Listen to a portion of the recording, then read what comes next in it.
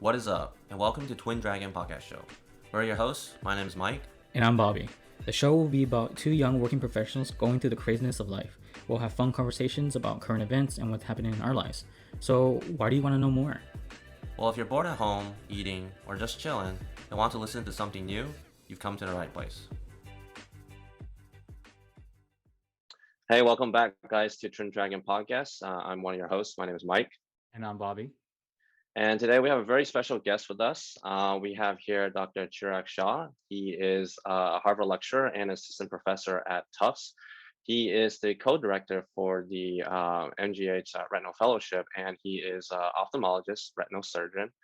And he also recently published a book in personal finance for physicians. And we're so glad to have him on our podcast today. So welcome, Dr. Shah, to our podcast. How are you doing? Thank you, Mike and Bobby, for having me. It's a pleasure to be here. My kids are excited that I'm going to be a YouTube star.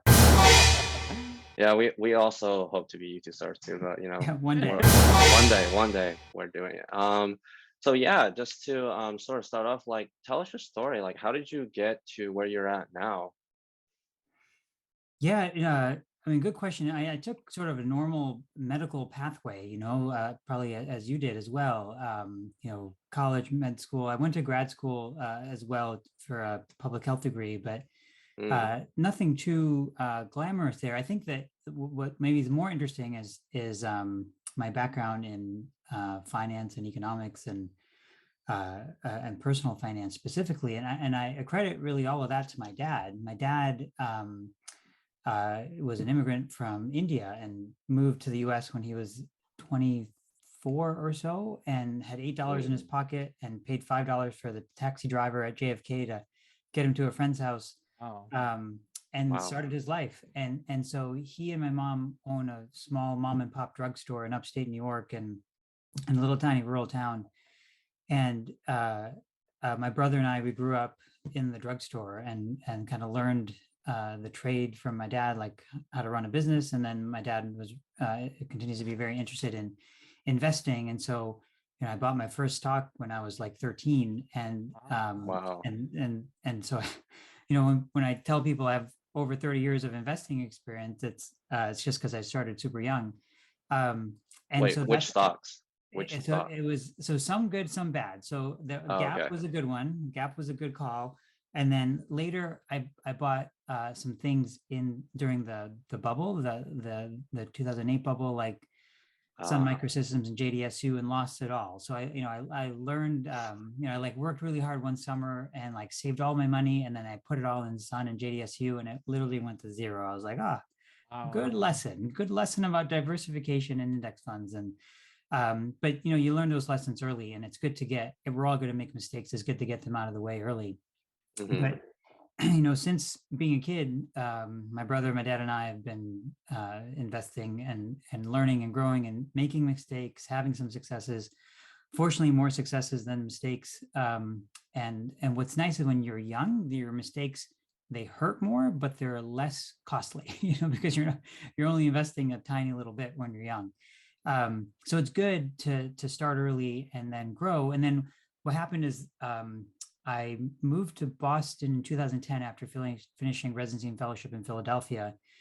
And soon thereafter, I'm at a place called Ophthalmic Consultants of Boston, and we share a retina fellowship with Tufts. And so I train our fellows medically and surgically, but I thought it'd be interesting to have them over to my house and sit in our living room and drink wine and eat good food and talk about real life stuff. And so we call them Needham rounds because I live in Needham. And so we started doing that like 12 years ago. And the spring semester topic was financial planning. And so I created a lecture, just a long lecture, and it just kept getting longer and longer and better and more thorough year after year. And then as that, as training just my fellows evolved, people caught wind of that, and they're like, "Oh, can you start training residents and at Mass General and at Tufts, and can you start training medical students at Harvard Med, and then can you start training medical students at 13 other medical schools around the country?" Which is how Mike and I met. Mike's at Columbia Med, And so it sort of took a life of its own. And I was invited to do a podcast with Jay Schritter, a close friend and colleague. And when we were done doing that podcast, Jay and I were like, you know what, it'd be really cool to write a book on this. And so we did. And so Wow. he was sort of my motivation to actually sit down and put pen to paper. And then we kind of divided up the chapters and went through the book after outlining it and just wrote it and fleshed it out. And it was really wonderful working with him and continuing to work with him. But that book, effectively, the chapters of our book are all the lectures. They are the lectures that I give to the medical students. And now with Zoom, I can reach 13 medical schools at once rather than just one at a time. And nice. Just economies of scale, I guess. But the each book chapter is a lecture, so it wasn't terribly hard writing the book because we just took the lecture series and just broke it down into chapters and just cranked out the book. But it's great because the book essentially serves as the textbook to the course, which continues to grow. And then it's been fun, like being sort of one of the many financial MD people around, and so I just continue to give lectures. I have a 1 hour synopsis lecture that I give quite regularly to various groups of docs. And so and with Zoom, it's like easy to like lecture on the West Coast in the morning and then the East Coast in the afternoon or whatever it is. And so it's just been it's in a pure labor of love. I have no conflicts of interest. There is no financial interest here. It's just everything I do is for fun, and it's just a hobby. And we haven't seen any profits yet because the book is so new, but any profits we get from the book will go to charity and then some. But it's just been a really fun thing. And my goal is, I don't know if I'll be remembered as a retinal surgeon, but hopefully I can be remembered as one of the handful of docs who educate young MDs and young professionals on how to plan for the future financially. Wow, that was a great story. But no, go ahead. Yeah. What is like the common thing that you've noticed about when, I guess, teaching young professionals? Is it like they have no idea what they're doing, or they have some idea but they're kind of going the wrong way? Yeah, no, great question. I mean, for one, they're all way smarter than me, right? Like these are all like Ivy League med students that I'm teaching. They're like ridiculously smart, but they just don't have the formal education yet. Some of them do if they went to, like many have gone to business school or economic majors or something, but in general, they don't have the formal training. So some of them have an idea and an inkling, but I mean, you know how it is. You're so busy in med school and there's only so many hours in the day that it's hard to like learn it all and read it all and do it all. And so depending on the year of the med student and how interested they are, because some people just simply aren't interested because it's overwhelming on top of everything you're learning in med school. So it's variable. We're actually doing a study now with one of my medical students. It's a survey looking at attitudes and prior knowledge towards financial planning for young med students all the way to young attendings. So we'll see how, I'll give you some real data to answer your question, but in general, I would say that the average med student is brilliant, but doesn't necessarily have the knowledge yet that they need to plan for their future. And when I say that, like when I give lectures, like sometimes I'll talk about a 401k or 529 and like not even think about those types of accounts. But then someone will like raise their hand and say, can you just define what a 401k is? And I have to take a step back and realize that that's not common language for some people. So I think what's nice is that I've been able to reach a lot of med students and really just educate them, give them the language, give them the tools. It's actually the formula that I propose, Jay and I propose in our book, is a very simple formula. It's to save 20%, automatically invest it, and spend the rest. It's a very, very simple formula. You have so much like financial, I guess, like exposure growing up. Like, did you go to like any like formal business education, like undergrad, I don't know, business major or something like that? And also like, yeah, how did that like play a role? And and then you're doing medicine too, and so like, where was business in all that? Just curious, did you have formal training for finance or business?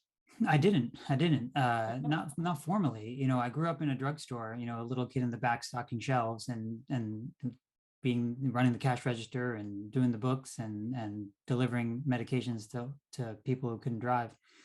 And so, I mean, I had that sort of business experience growing up.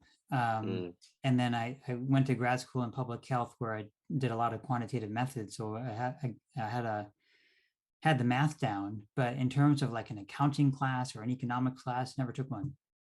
Wow. oh wow. Would you say that well, I don't know, I guess because like I don't know, in the working world, most people want credentials. Was there any setback on that, you wanting to teach students, but then people were saying he doesn't have credentials? I never encountered that. Some of the greatest businessmen in the world don't even have college degrees. Yeah. And so I never, I have an MD and have an MPH. I have a bachelor's, I guess, but yeah, never encountered anything. I That's pretty think, good. yeah, maybe my reputation precedes me now, but no, like, by not having an MBA, I don't, it's never slowed me down. Wow, that's I think it's nice to hear because like again, it's like most people run into those roadblocks. It's like, oh, I have to get a degree, I have to get a certification. But yeah, I guess there is proof that if you have the experience and you have the passion, you can do it.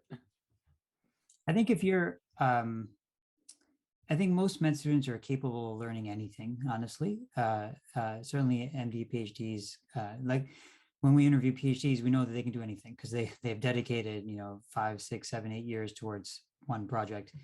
And so if you're capable of learning, as long as you're interested, you can learn anything. Definitely. I guess like, how did you and Jay, you mentioned Jay as sort of like your collaborator with, how did you guys meet and sort of like have this idea to expand and I guess like grow sort of this passion?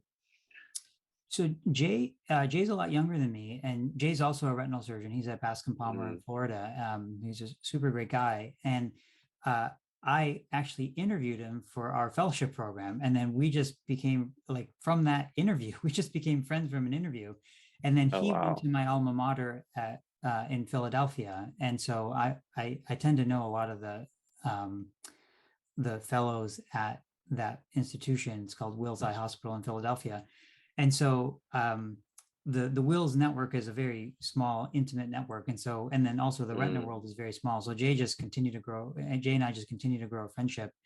And I want to say it started out with we were in, I think either I forgot how it worked. I think he knew that I was doing financial literacy stuff in Boston with the fellows and residents, and he runs this really cool podcast called Straight from the Cutter's Mouth. That it's like mm, the most listened to podcast in ophthalmology, and so he's invited me to give several podcasts with him. And one of the first ones was on financial literacy for docs, and then it was fun kind of putting that together with him. And then I sort of off the cuff mentioned I'm like, Jay, I've always wanted to write a book, and this is what I want to write a book on. And he's like, let's do it. And I'm like, good, done. And then we did it, and we found a great publisher, Slack Publications, and they were awesome. They like uh, helped to do all they had like experts read it and make sure that it was all polished, and it was wonderful. It was a cool project. What was that like? I guess collaborating on a book together. It was great. We just divided and conquered, and then like we kind of like every other, like there were some things that I was really passionate about, like the investing. And I was like, I'm like, mm, Jay, I can write these chapters in my sleep because they're like, I give this lecture so many times a month. I'm like lecturing at least once a week, if not more, on financial planning. And so the stuff that I really knew well, I'm like, Jay, I'll just do this. And then the stuff that I didn't know that well, because I'm kind of far removed from it now, like the various programs to resolve med student debt. mm, So Jay like took over that, and like some of the insurances, I'm like, you do that. Like some of the stuff I'm not as familiar with. And so it was nice to be able to write just from experience. And then some of the stuff we weren't as savvy about. So we, again, had to read up and study and then write after educating ourselves some more. But it was great. It was great. And then Jay was in touch with Mel Lindlauer. And I don't know if you know Mel. Mel's just an awesome, awesome guy. He's one of the Bogle heads. So John Bogle started Vanguard, which I'm sure you're familiar with. And he goes by John or Jack Bogle. He is a just like a visionary in the field of finance. He really kind of started index funds and passive investing and grew Vanguard into one of the largest, if not the largest, brokerage firms in the country or in the world, really. And so Mel Lindlauer runs, he and a colleague run the Bogleheads forum online. So he's sort of like the prince of the Bogleheads. And he wrote the #1 investing book, personal investing book ever published, called The Boglehead's Guide to Investing, which I highly recommend you reading. And so Jay kind of connected us with Mel, and Mel went through our book with a fine-tooth comb, which was awesome, having like the guru of personal finance, not just for doctors, but for all human beings, kind of review our book. And then he wrote a really awesome foreword, and then like has also like wrote a lot about it on the Bogleheads forum. And so, but his foreword is great, and like his review was awesome, and he's just turned into a great friend as well. So it's been fun, like meeting like some of these giants in our field. And, I have 2 of Mel's books sitting in my nightstand because I frequently reference them because, something always comes up. I'm like, oh, I need to like look at that book again. But it was, it's been cool, like meeting Mel and others. I have a personal question because I'm trying to write an ebook, like how to get into med school, for like a guide for like people and stuff. Because, there's always like rumors and the grapevine and forums, just trying to like consolidate like my own personal experience and things from other people. And I'm curious to ask you, like, you mentioned that you went through a publishing company. How did you, I guess, like I was thinking of like more of like just doing e-publishing, like a Kindle ebook and stuff like that. Like, what's sort of the pluses and minuses between those 2 routes, or if there are other routes that you know of, and like how does it work with working with like a publishing company? So it's a lot harder publishing through a publishing company, because when you self-publish, you just do it, right? And but it's all on you: the typesetting, the editing, the marketing, fact checking, and that's all on you. With a publishing company, and we applied to many publishers and we got many rejections. And so J.K. Rowling also got many rejections before Harry Potter was published. Wow. True. And so and I think that's the nature of the beast, because the publishing companies, they have to be very, very selective, because they want every book to be Harry Potter, right? Because it's with e-publishing and with all the competition out there, they want to make sure that they find a book that's going to sell. And so we were really fortunate that things worked out with Slack, and they've been wonderful to work with. But it's that added value that they give you that separates self-publishing with publishing through a proper publisher. And so they'll do all that stuff, like they'll do the fact checking, the professional editing, typesetting, of course, the cover design, and then the big thing they do is the marketing. So they like have a machine to market books, and that's just what they do. And so it unless you have, like, for example, the white coat investor, Jim Dahl, he's awesome. He's like, I would say, the guru, like the #1 person in financial planning for MDs, and he has taught me a ton. And we've actually also gotten to know each other through writing this book. And he reviewed our book, and he said it was the best physician financial planning book published in 2021. Not that there were many published in 2021, but he said it was better than his book that he self-published. But Jim Dahl, because he's just like a household name in medicine, and the White Coat Investor is a household name, he just self-publishes. So he's written, I believe, 3 books, if I'm not mistaken. They're all awesome. I've read them all, and I recommend them all, and they're brilliant books. He can self-publish because he has thousands of people that follow his blog, and everyone knows him. And so everyone just type in White Coat Investor and you find his books. So he doesn't need a real publisher, or like a a proper publisher, because he's Jim Dahl. He's the white coin investor. He's a pretty famous guy and brilliant guy. We're neither. So we're just normal people. We're just retina doctors trying to like just do a good job of work. And so luckily the publisher believed in us, and so far it's been a hit. You know, it's been it's like selling like hotcakes, and it's doing really well. And like I know a lot of program directors around the country, and they're all like, we just bought all of our residents and fellows, you know, your book, and et cetera, et cetera. So it's kind of like first aid for the USMLEs, you know, like once you sort of like read it and realize that it's a pretty helpful guidebook, then everyone gets first aid for the USMLEs. You know, it's sort of like that. Right. Yeah. And I think the white coat investor books are the same way. I think the Boglehead's Guide to Investing, it's the same way. But I think, and I hope that these financial planning books for docs end up being, you know, graduation presents that they get either from college going into med school, or med school going into residency. But it's something that folks should start thinking about and learning early on. Definitely, to avoid those pitfalls, you know, that you mentioned earlier. Yeah, the only reason I know those pitfalls is because I've made many of them, so or my friends have made them, and so you got to learn the hard way. That's how I learn. What does your day-to-day look like then? Since you're doing all this finance stuff, you're also a retinal surgeon, you're like, you know, co-director for a fellowship. I'm sure you're very busy, and, you know, again, you know, taking time to, you might be also a YouTube star, hopefully, you know, in the future. Yeah, A budding author too now. So like, you know, what does your day-to-day kind of look like, or even like week schedule?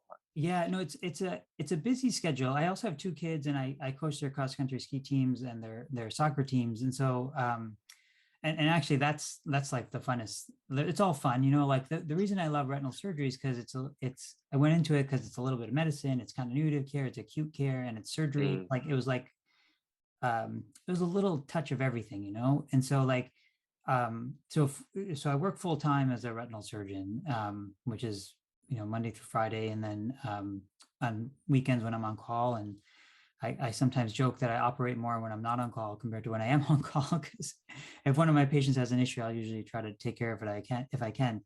And so just work alone is very busy. But then sort of you kind of learn how to be efficient, you know. So like while I'm, you know, seeing patients in clinic, I'm trying to like deal with emails and phone calls and text messages that have to do with the fellowship related stuff, or I do some consulting work as well. So consulting stuff or coaching stuff. And then, you know, lectures, you know, it's a Saturday afternoon right now. So whenever I give lectures, I'm giving a lecture on Tuesday night, for example, this evening on financial planning to a group of doctors. But it's usually the lectures or like the teaching conferences that I do with our fellows. Usually that's like later at night or on the weekend. So it ends up being a very full day. I do sleep well at night.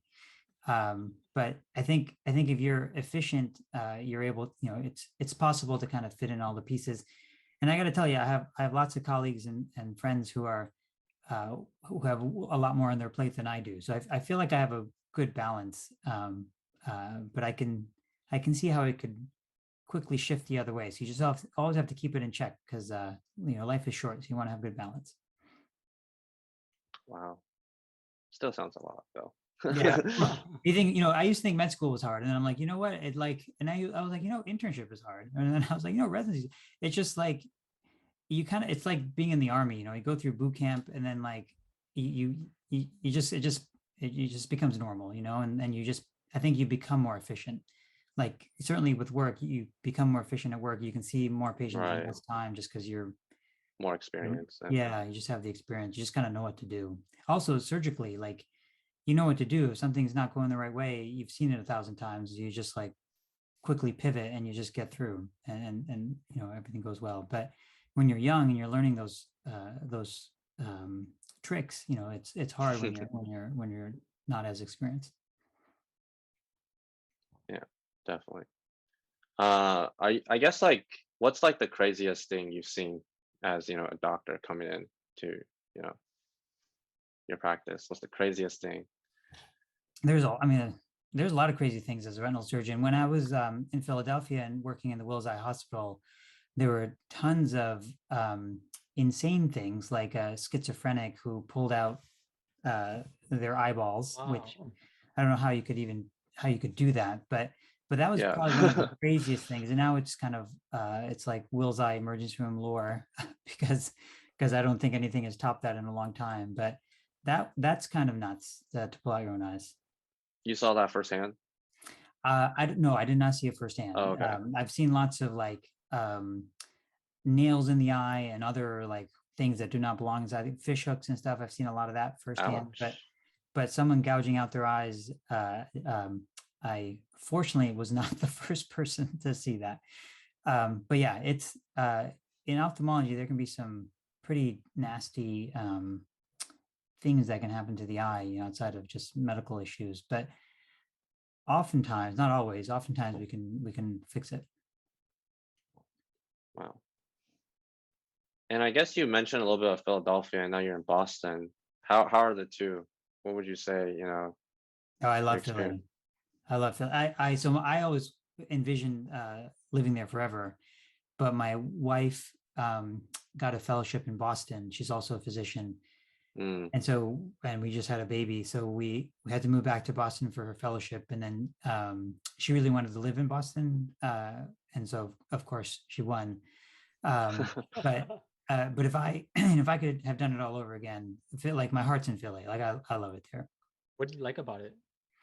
I love the hospital. So Oh, Will's Eye Hospital, it was just like a magical place, and all my friends are there, and so I'm like, oh, it'd be awesome to work with all my buddies. But it's a just a really amazing eye hospital. It's the first eye hospital in America, and Mm. just a great place to be. I was there for 5 years, and I miss it dearly. But I'm happy, love being in Boston. Boston's a great city. I have an amazing group, great colleagues. Um, so it's a win-win. I'm blessed to be in a position to have had experience in two great cities. Wow. I guess like you sound like you have like a private practice with private, but you're also teaching like students and stuff. And is that part of academia? Like, how are you doing that? Is like a hybrid? Like, I've Yeah, heard so of technically these it'd be things. hybrid. I think in the field of retinal surgery, it's a very common model. So for example, we do a lot of clinical trials. One of my senior partners is like the world's expert in clinical trials. So we do many, many clinical trials. So we're doing a lot of clinical research, and then we train fellows and students and residents. And so it's very like nice to kind of have the best of both worlds. You have a private practice without um, a ton of bureaucracy that you might get at a larger institution. I Mm-hmm. mean, it's a big practice. There's 54 ophthalmologists in my practice, so it's a big group. Wow. Um, but yeah, it's kind of, it truly is, I think, the best of both worlds. You get the benefits of private practice and also the benefits of research and teaching. So that was like their present, like that sort of structure was set up in that practice. Is that correct? Like they It have was. like, It was, okay. yeah. And there's only a few practices like that in the country, Philadelphia being one, Boston being one. Um, and so that was always kind of like a dream to try to find a Mm, hybrid practice, because they're kind of, they're desirable. So, and there's not that many of them, particularly in like really great cities like Boston or Philly. So I lucked out that it just, the timing worked out, but it was just dumb luck, and I'm thrilled that it worked out, because it's a great job and a great place to be. I'm glad that it worked out for you. And yeah, I'm just asking because like I'm applying to radiology and it's something similar to that. I think that's kind of like the dream for like that hybrid academic private practice. So I was just curious. But yeah, I guess like we're sort of like, well into the podcast. And I guess like just a couple of questions to, inspire the audience and just like, for you to share your wisdom. Like, how would you say for young people, going into college, like now, like college is so expensive, or even professional schools, whether that be med school, law school, or business school, even like, what are some things that you would like, tell them for like if they were listening to audience, and even for us if we were to do it again, or for you yourself? Well, I don't think that there's any better investment than one's education. And so if you look at it purely from an economic perspective, there's an amazing ROI, return on investment, for your college tuition and med school tuition. It seems crazy, to be spending $80,000 a year for school, and you're like, how is that a good ROI? But if you if you invested that much in another stock, short of Tesla or Microsoft, you would probably not have such a great return, right? So I think always follow your passion, always follow something that gets you out of bed and makes you excited to live your life and live your day. Because otherwise, as I said, life is short. You don't want to be doing something where you're not having fun. But I think it is daunting having these huge tuition, bills, and my sense is that it's not going to be able to go up at this rate. I think tuition goes up like 7 or 8% a year, which is untenable.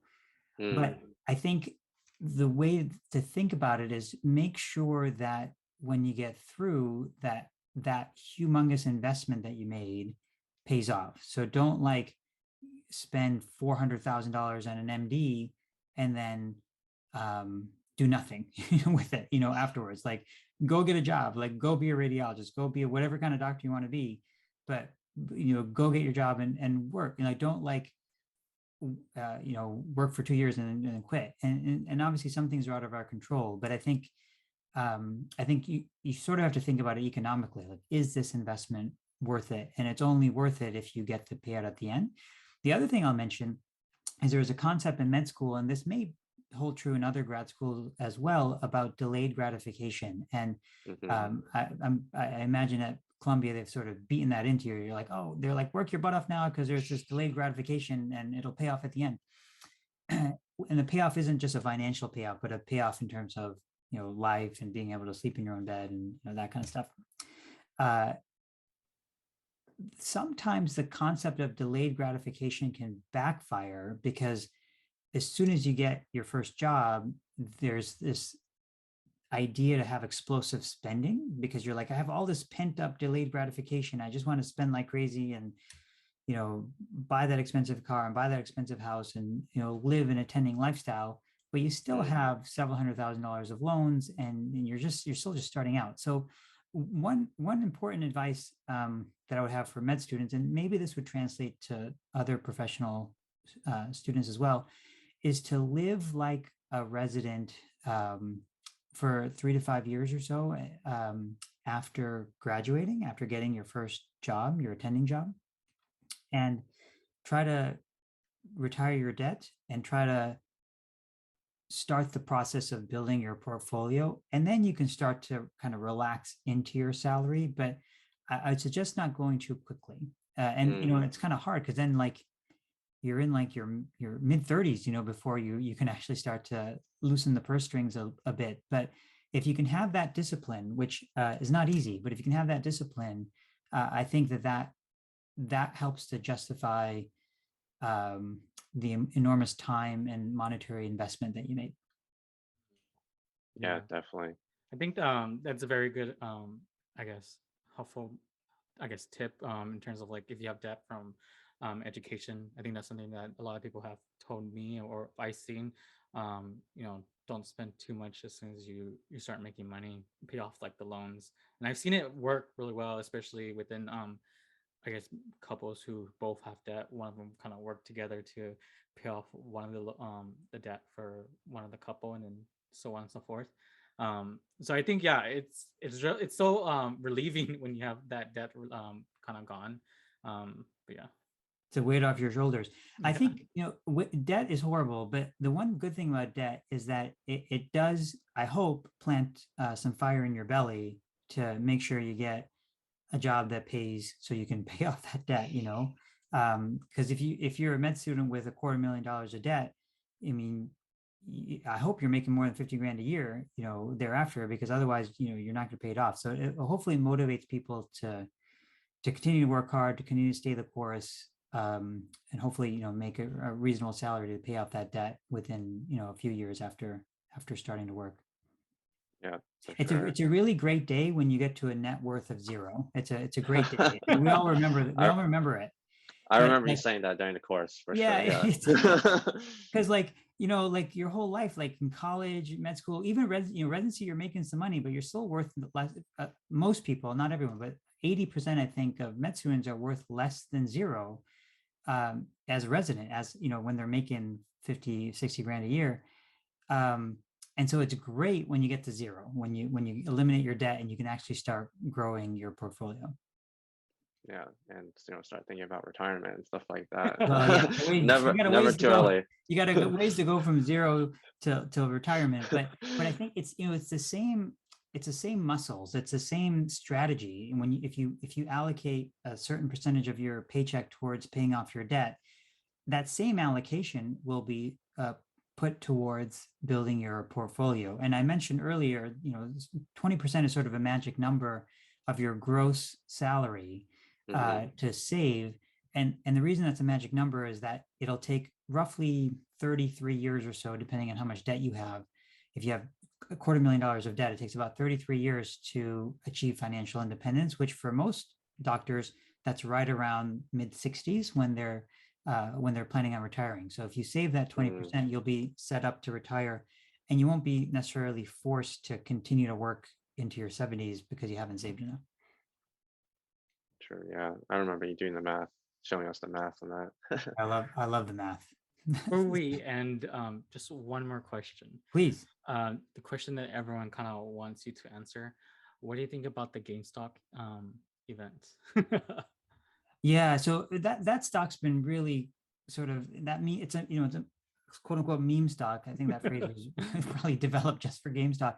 It's up and down, and I personally am sort of I kind of have a longer time horizon, and I think you all do too. You guys are much younger than me, so I think you all do too.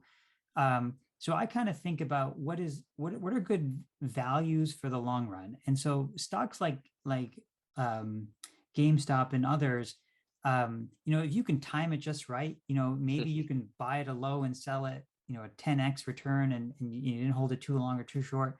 Great. I personally, I'm way too busy to look at the market every day, and also I don't have a crystal ball that helps me predict what's going to happen. So as I talk about in our course, in our book, I think that at least for me, it's very safe to just invest in like a broad index fund, and instead of owning one meme stock that could do great and it could be a unicorn and could make you millions, or it could just wipe you out. I think it's just keep it safe and simple, and have the core of your investment philosophy lie in index funds, either total stock market, or I really like QQQ, which is a top 100 NASDAQ, if you want to bias your portfolio towards tech. And then if you have some monopoly money left over that you don't mind blowing potentially, then you can like put a little bit here and there in your GameStop, and all those, all those meme stocks, and maybe one will hit big and great. But I think your core should be much more diversified and more stable. Because remember, when you're a relatively high earner, and if you continue to have that earning over a 20, 30-year career, you don't necessarily need to win more. You just need to lose less. And so if you can be a slow and steady turtle and get 8% a year, which is the return of the stock market over time, if you own a diversified portfolio, for example, one index fund, and if you just hold on to it, and if you just inject money at some set frequency, like every month, when the market's down, you'll buy more. When the market's up, you'll buy less.